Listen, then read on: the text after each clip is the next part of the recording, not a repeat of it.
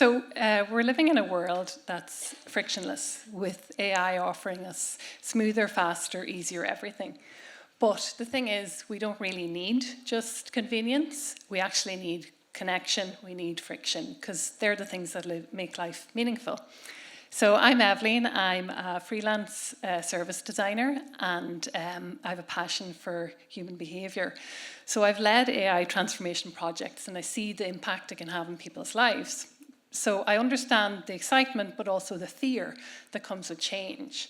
And that fear is natural because our brains evolved to fear the unfamiliar and to see it as a threat. And AI is both exhilarating and threatening.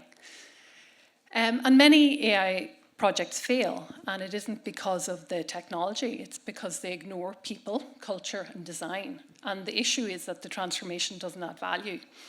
So really technology succeeds when it addresses human needs. So Duolingo went AI first, their lessons got faster and cheaper, but users dropped off because they found them bland and inaccurate. So the technology worked, but it didn't answer a real problem. So if I ask AI to optimize my calendar, it'll do so perfectly, but it won't ask me the fundamental human question, which is, why are you trying to do so much? So efficiency isn't the same as productivity or purpose. And what AI can achieve is amazing. But if we lead with the technology, we risk building the wrong thing or just a shinier thing. And instead, we need to map AI's capabilities to real human needs. So we design things that actually matter. So design thinking and double diamond, those frameworks aren't going anywhere yet, but in an AI era, they need to flex. And we need to adapt how we use them because the same old approaches won't solve for new kinds of problems. So we do need to be adaptable because it's now essential. And sometimes innovation isn't choosing the easy path. It's actually deciding when to say no as well as yes. And AI will get us 80% of the way to good enough, but it's really in the last 20% that's the differentiation. That's the value that humans can bring, because if we're all using the same models and the same data, we land in the same places. So design requires us to think. It forces us to structure our ideas, to see gaps and make connections, which is how we learn. And if we outsource that to AI, we really risk outsourcing our own growth. And design isn't a straight line from A to B, but it's in that messy middle that we discover new insights.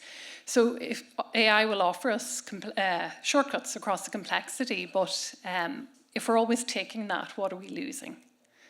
So MIT found people using AI were 60% faster, but their learning dropped by 32%, whereas those who delayed using AI remembered more and stayed more curious. So really, ambiguity is what we need to embrace for our own growth.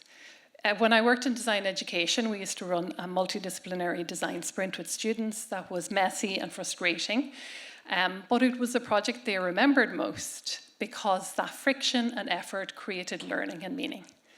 So if you think about the hard things in life, like learning to drive or maybe helping an elderly parent or grandparent, it's rarely smooth and it can feel frustrating and slow, but those are the moments that create pride and connection. So we should treat AI as a collaborator, not a replacement, which is how Claude is positioned.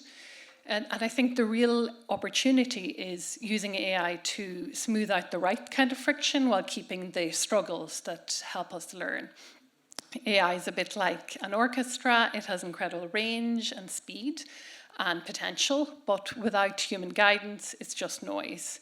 So the value is for us really to be involved in deciding what to automate and what to smooth out. So the question for me is, what are we doing with the time that AI is saving us? Because too often efficiency just means more work. So, why not reinvest that time into connection and learning and creativity?